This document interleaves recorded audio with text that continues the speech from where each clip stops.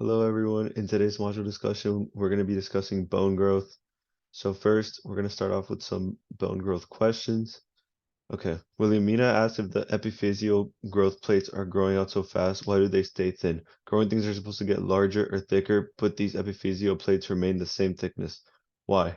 Okay, so the answer to this would basically be endochondral ossification, as it is what is mainly responsible for the initial bone development from cartilage in infants and the growth of the long bones within the epiphyseal plate.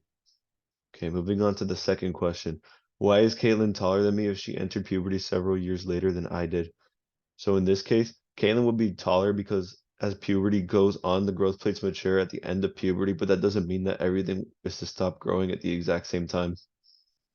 So moving on to the third.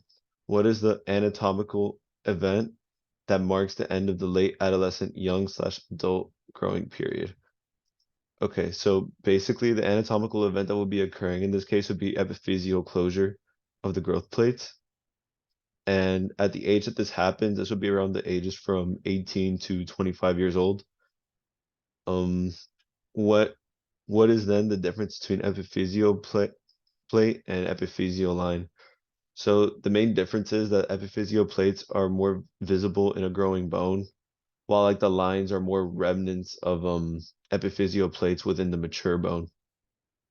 Now, which type of bone growth is possible after puberty?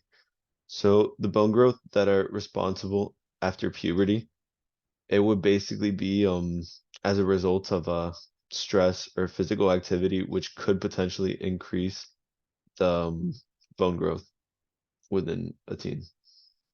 All right. So the final question. Um, while you study to prepare to answer these questions, Williamina, you overhear a conversation between your mom and a neighbor. The neighbor tells your mom that Melissa, her 28-year-old friend, is so disappointed at being short. The doctor has already run some lab tests and everything seems to be within normality. It must be in her genes, she says. Yeah, Melissa is thinking to go back to her doctor so he can prescribe growth hormone to help her reach her desired height. While listening to the story, all this information you just had read, studying for this course made a click in your brain.